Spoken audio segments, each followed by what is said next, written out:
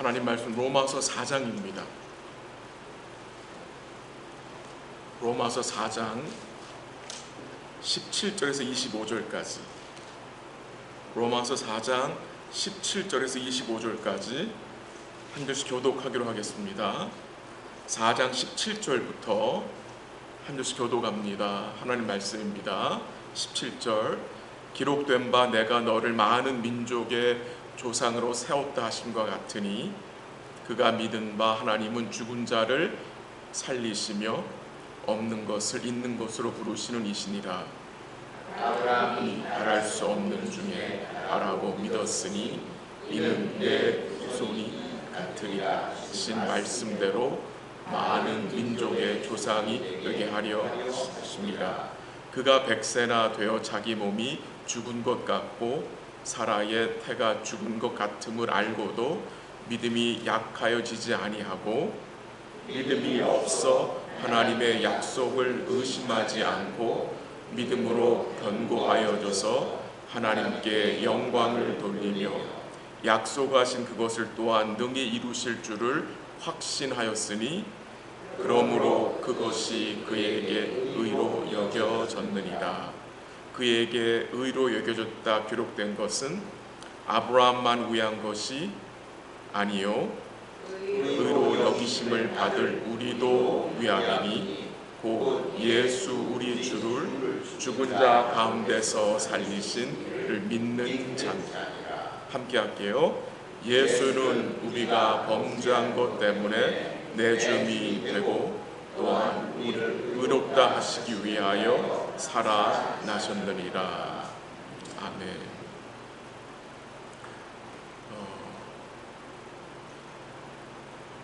오늘 본문에 믿음이란 단어가 참 여러 반복이 됩니다. 믿음. 우리도 이 믿음이라는 단어를 삶 속에서 많이 사용하며 살아갑니다. 사도들 중에 아마 사도 바울이 이 믿음이란 단어를 가장 많이 사용한 사도라고 생각됩니다. 이 믿음이란 단어는 교회에서만이 아니라 세상에서도 많이 사용하는 단어 중에 하나입니다. 그러나 이 교회에서 말하는 믿음과 세상에서 말하는 믿음은 분명한 차이가 있습니다. 교회와 세상이 말하는 믿음의 가장 큰 차이는 믿음의 대상과 그 내용입니다. 믿음의 그 대상과 그 내용이 다릅니다. 우리의 믿음의 대상은 하나님, 곧 우리 주 예수 그리스도고요. 그러나 세상은 그렇지 않습니다. 믿음의 내용 역시 다릅니다. 아주 오래된 이야기지만 어떤 성도가 이런 목표를 정했다고 했습니다. 올해에는 남편을 전도해서 교회에 나오게 하고 내년에는 아들을 전도해서 교회에 나오게 하는 것이라고 이야기를 했습니다. 그래서 열심히 기도하고 전도했는데 남편과 아들은 교회 오지 않고 아직 예수 믿지 않았다고 했습니다. 뭐가 문제였을까요, 여러분? 믿음이 부족한 것이 문제였을까요? 아니면 기도가 부족한 것이 문제였을까요?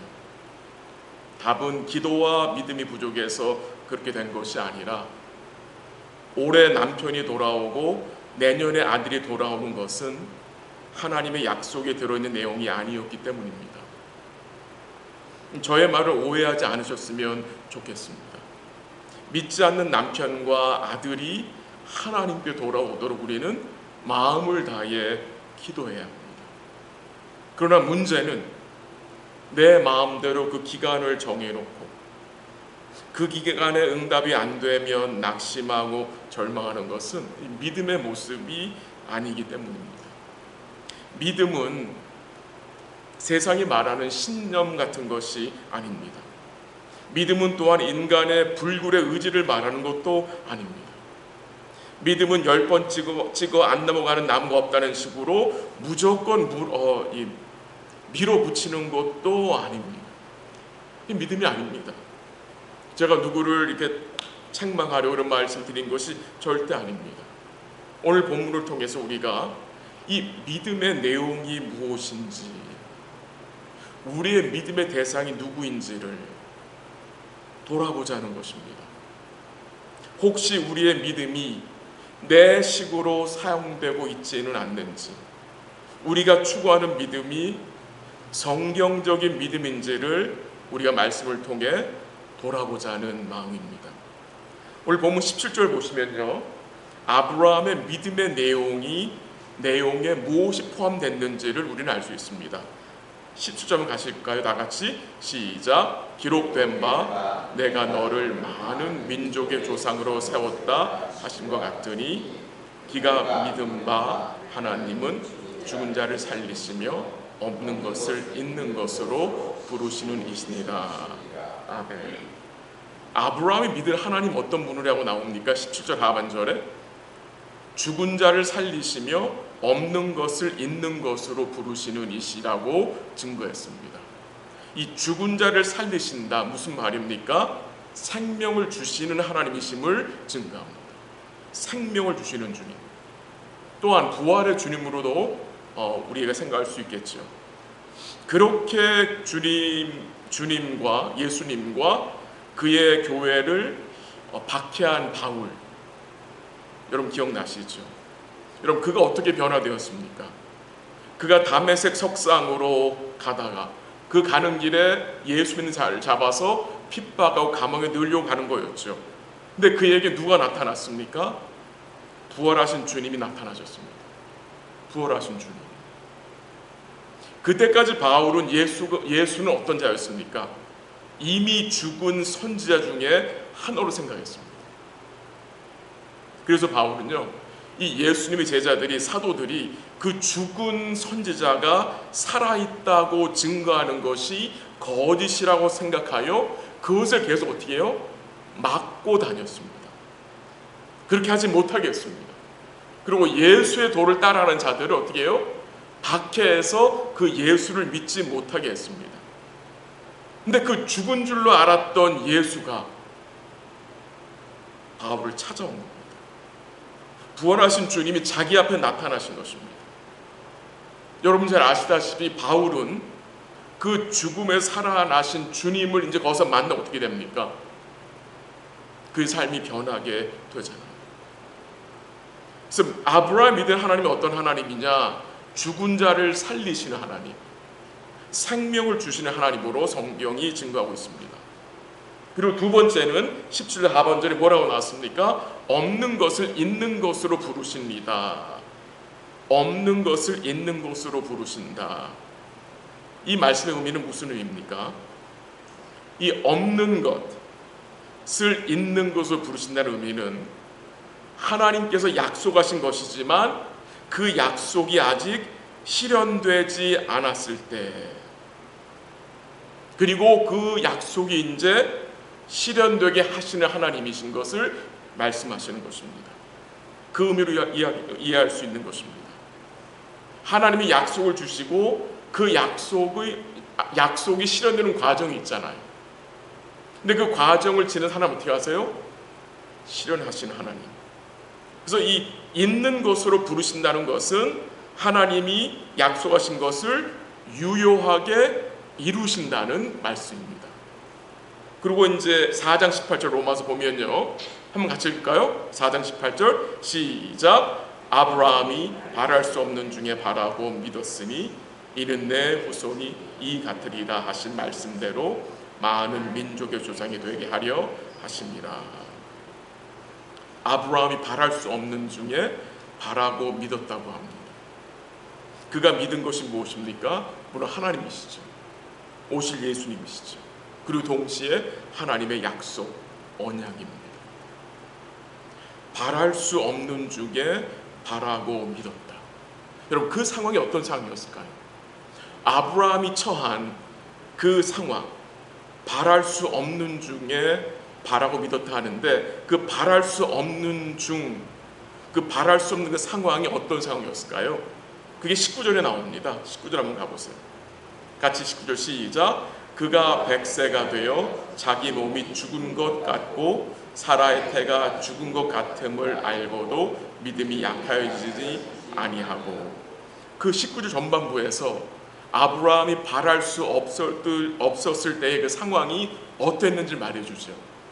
그 상황이 어땠다고요? 아브라함의 몸은 죽은 몸과 같았고 사라의 태는 죽은 태와 같았을 때를 말하는 것입니다. 근데 어떻게 했다고요? 아브라함이 바랄 수 없는 중에 바라고 믿었다고 증거합니다. 바라고 믿었다. 소망과 믿음이죠. 소망과 믿음. 이 소망과 믿음은 모두 동일한 근원, 곧 하나님의 약속, 예수님에게 근거를 두는 것입니다. 소망은 이루어질 것을, 은혜 베푸실 것을 기대하는 것이고, 믿음은 무엇입니까? 주님께 우리의 삶을 맡기는 거잖아요. 그러기 위해서 바랄 수 없을 때에 우리가 어떻게 바라고 믿을 수 있겠습니까? 그게 바로 19절에 나와요. 중간쯤에 뭐라고 나옵니까? 알고도 믿음이 약해지지 않았다. 지금 뭘 알고도요? 뭘 알고 있는 거예요? 아브라함이 자기랑 자기 아내 사라의 몸이 나이가 많이 들어서 죽은 사람 같았다는 말이잖아요. 그거를 그들은 뭐하고 있었어요? 알고 있었어요. 알고 있었어요. 근데 그거를 알고 있는데 어떻게 그 바랄 수 없는 중에 바라고 믿을 수 있죠? 어떻게 믿을 수 있죠?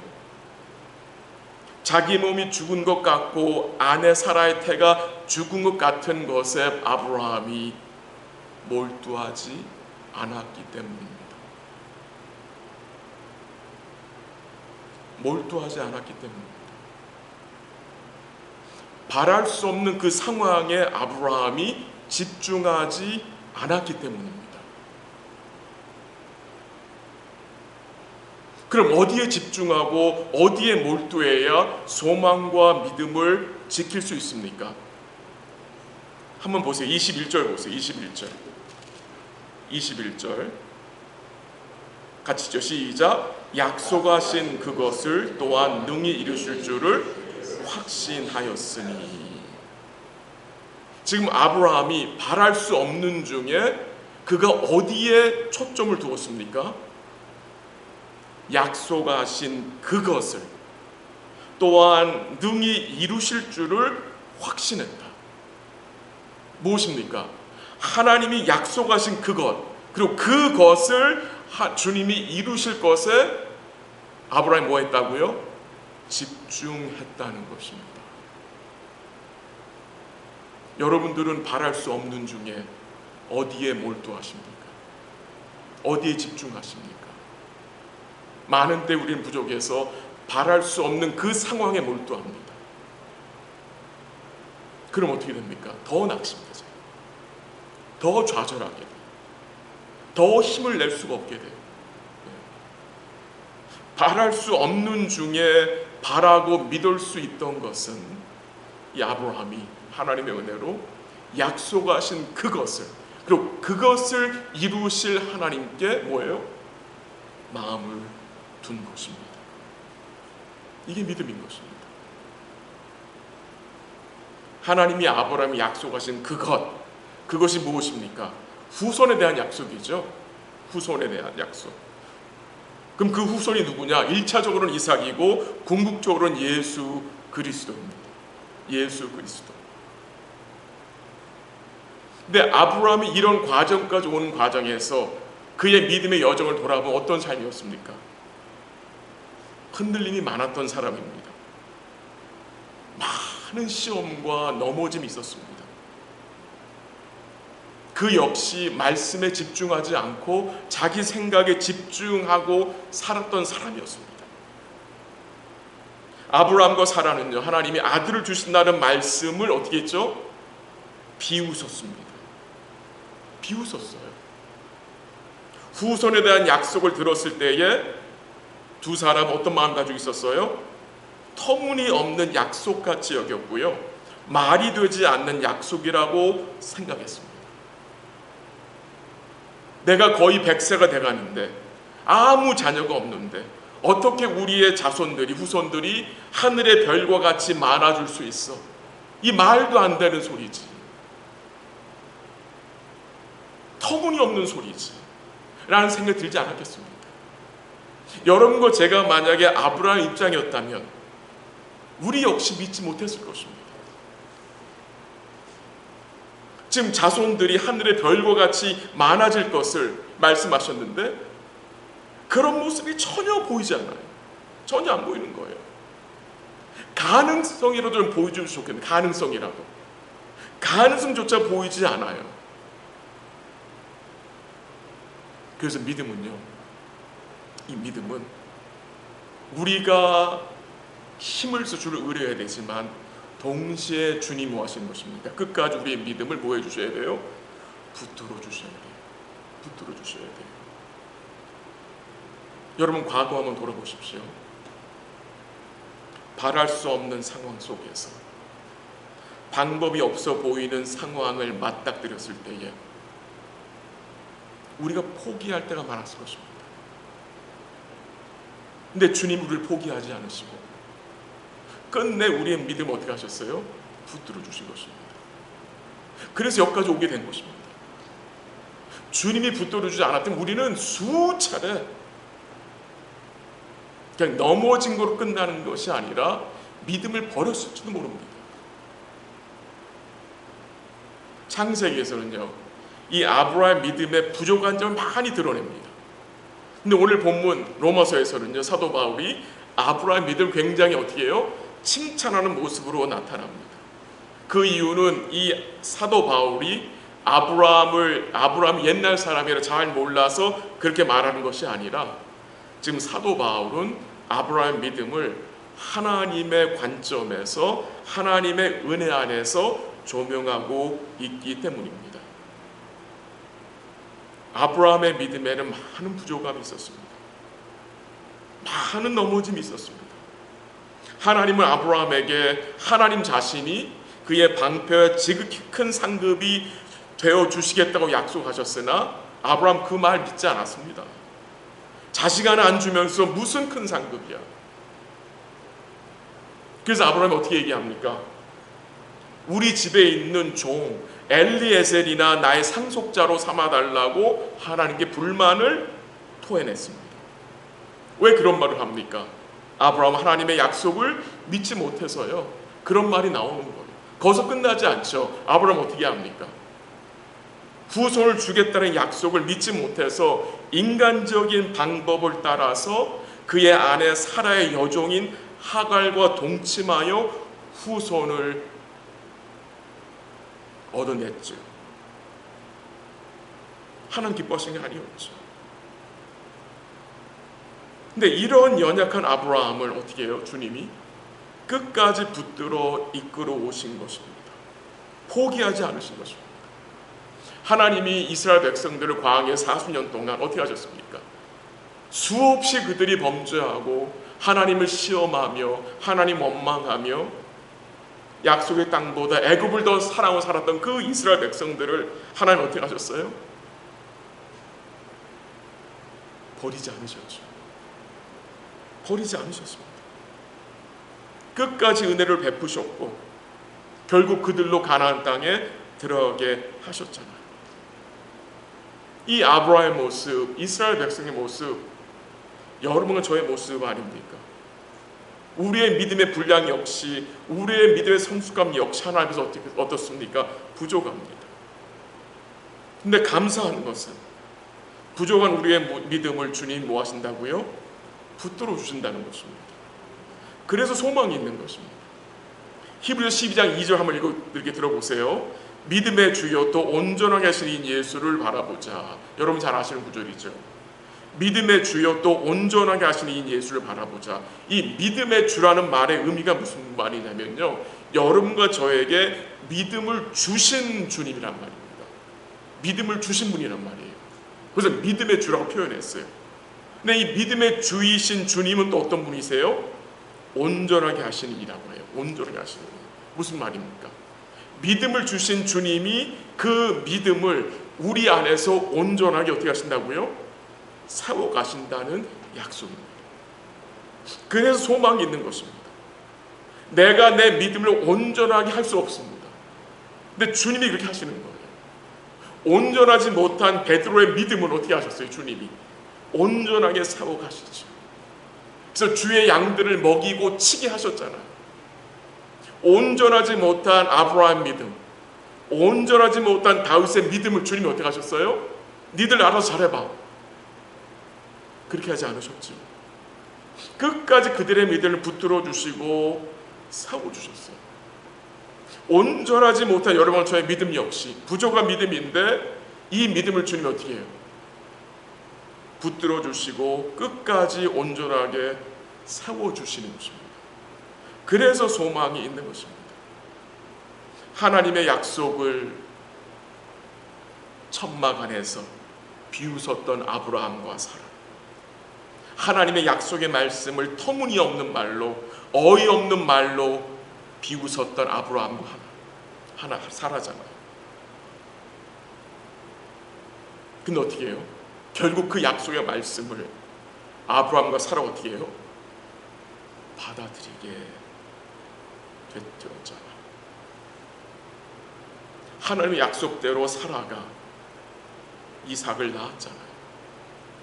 아브라함의 몸이 죽은 자 같고 사라의 태가 죽은 여인의 태와 같았는데 어떻게 하셨어요? 이삭을 낳게 하셨잖아요. 이삭을 낳게 하셨잖아요. 그럼 뭐가 증거됩니까? 아브라함과 사라의 불신에도 불구하고, 그들의 실수와 그들의 죄악에도 불구하고 하나님은 그의 약속을, 그의 언약을 어떻게 해요? 이루어내셨다는 거예요. 그래서 소망이 있는 거예요. 다시 본문으로 돌아가서요, 이 아브라함이 이 믿음으로 얻게 된 것이 있습니다. 그것이 무엇입니까? 한번 보세요. 22절 보세요. 22절 다 같이 시작. 그러므로 그것이 그에게 의로 여겨졌느니라. 그러므로 그것이 뭐겠습니까? 믿음이죠. 그에게 의로 여겨졌다라고 증거합니다. 아브라함이 믿음으로 얻게 된 것이 무엇입니까? 의롭다 하심입니다. 이것이 아브라함의 가장 큰 선물입니다. 아브라함은 믿음으로 자기의 소원을 얻은 것이 아니라 하나님의 약속의 성취를 받음으로 그가 어떻게 했어요? 의롭다 하심을 받고 그의 후손을 받아 이제 뭘 소망이 됩니까? 오실 메시아를 소망이 된 것입니다. 그 하나님이 아브라함에 하신 그 언약 약속의 실체가 1차적으로는 이삭이었지만 궁극적으로는 예수님이에요. 그래서 갈라디아서 3장 16절에 보면 이렇게 들어보십시오. 제가 읽어드릴게요. 갈라디아서 3장 16절, 이 약속들은 아브라함 그 자손에게 말씀하신 것인데 여럿을 가리켜 그 자손들이라 하지 아니하시고 오직 한 사람을 가리켜 내 자손이라 하셨으니 곧 그리스도라. 그리스도라. 그러니까 아브라함은 결국 그의 후손을 통해서 오실 누구를요? 그리스도를 믿게 된 것이고요. 그 그리스도를 믿음으로 아브라함이 어떤 복을 입었어요? 의롭다 하심을 입게 됩니다. 그래서 예수님께서 복음서에 보면요, 믿지 않는 유대인들에게, 믿지 않는 바리새인들과 서기관들이 뭐라고 말씀하셨는지 아세요? 한번 들어보세요. 요한복음 8장 56절인데 이렇게 말씀하셨어요. 너희 조상 아브라함은 나의 때 볼 것을 즐거워하다가 보고 기뻐하였느니라 라고 말했어요. 무슨 말입니까? 예수님이 나의 때라고 말씀하시는데 그 나의 때가 언제지요? 예수님께서 오시는 때, 그리고 그 약속을 이루시는 때를 말하는데 그 예수님의 때를 아브라함이 모았다고요? 보고. 어떻게 봤어요? 믿음으로 보고. 그 은혜의 현실을 아브라함이 믿음으로 뭐 했다고요? 기뻐하며 즐거워했다라고 증거하는 거예요. 이게 놀라운 거죠. 아브라함은 예수님 오시기 전에 약 2000여 년 전에 있던 사람이잖아요. 근데 그가 2000년 후에 오실 누구를? 예수님을 보고 기뻐하며 즐거워한 거예요. 여러분, 이것이 인간의 어떤 지혜나 지식이나 어떤 인간의 힘으로 이루어질 수 있는 것입니까? 결코 아닌 것이죠. 하나님의 전적인 은혜로 아브라함이 그 때를 보게 된 거예요. 믿음으로. 어떤 때? 아들이 오시는데, 아들이 오셔서 그 약속하신 그 언약을 이루실 때를 그 2000년 전에 하나의 아브라함을 어떻게 해요? 믿음으로 보게 하신 거예요. 하나님이 아브라함을 믿음의 조상으로 세우시고 믿음으로 그를 의롭다 칭하신 목적 중에 한 가지가 무엇입니까? 한번 보세요. 이제 23절 보시죠. 23절 다 같이 23절 시작. 그에게 의로 여겨졌다 기록된 것은 아브라함만 위한 것이 아니요. 24절 시작. 의로 여기심을 받을 우리도 위함이니 곧 예수 우리 주를 죽은 자 가운데서 살리신 이를 믿는 자니라. 거기 나오죠. 하나님이 아브라함을 믿음의 조상으로 그를 믿음으로 의롭다 하신 것은 아브라함을 위한 것이 아니요, 아브라함만 위한 것이 아니라 누구를 위한 것이라고요? 우리.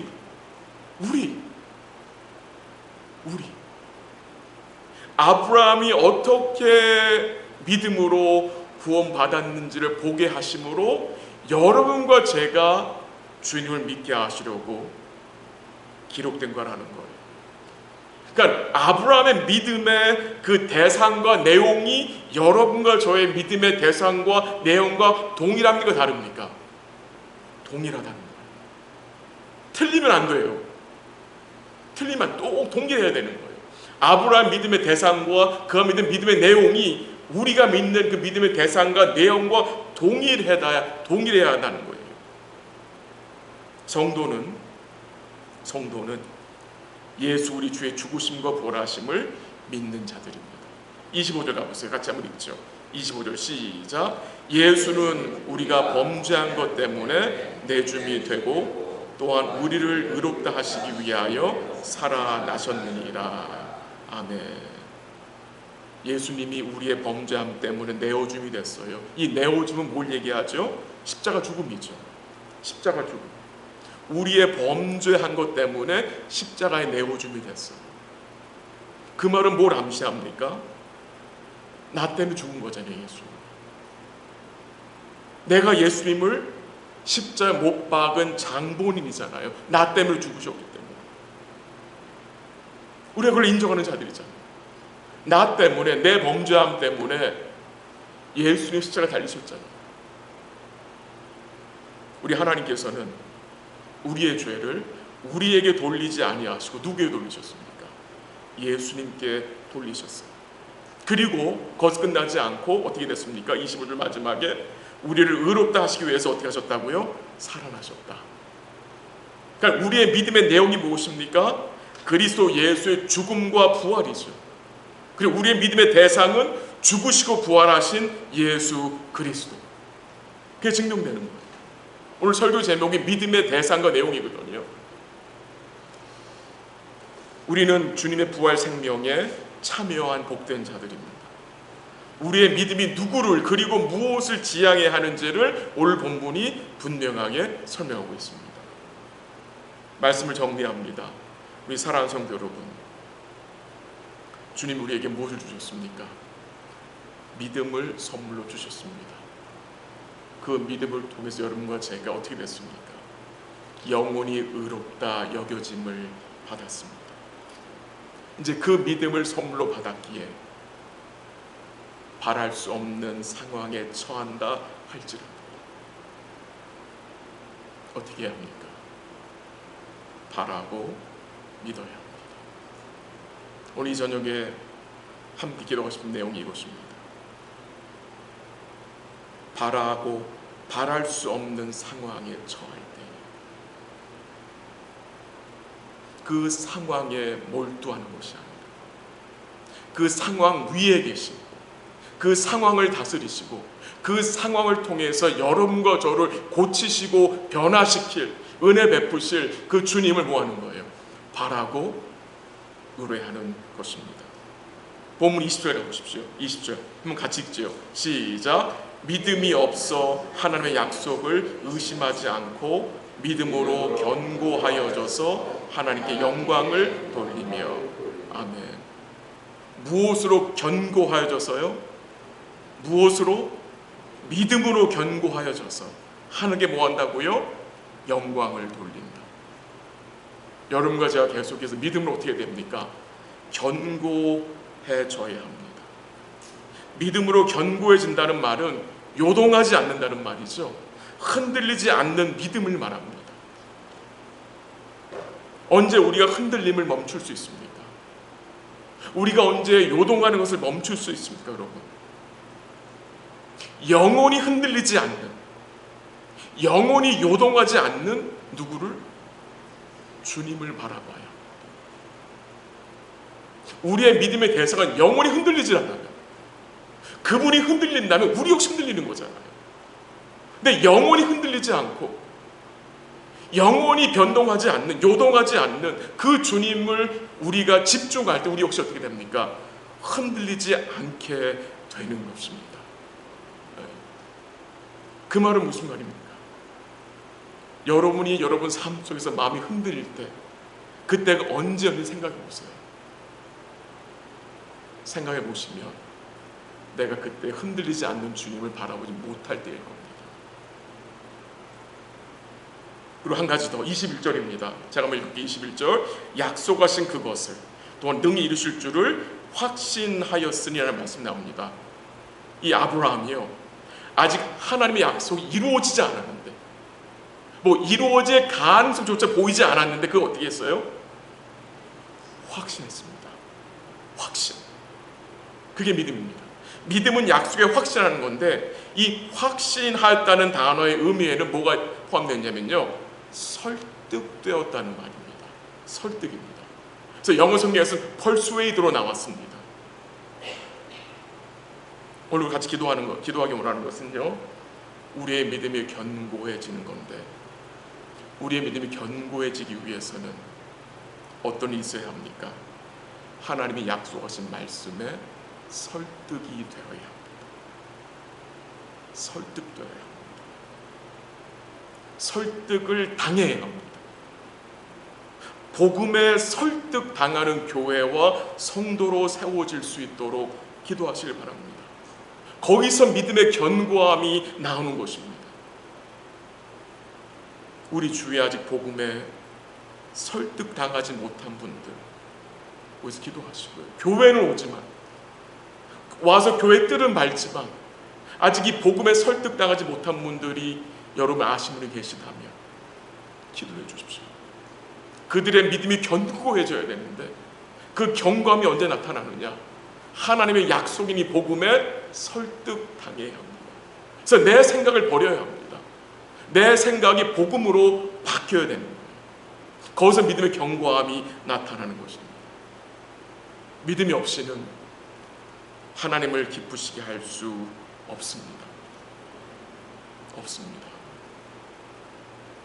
우리의 믿음의 대상이신 주님과 우리의 믿음의 내용이 되는 하나님의 약속, 주의 복음, 주의 죽으심과 부활하심을 우리가 마음 깊이 간직하시고 남은 주간도 주를 바라고 믿는 복된 삶 되시기를 기도하고요. 우리의 믿음이 계속해서 복음에 설득되어 견고해짐으로 하나님 영원롭게 하는 복된 삶 되시기를 주의 이름으로 간절히 기도합니다.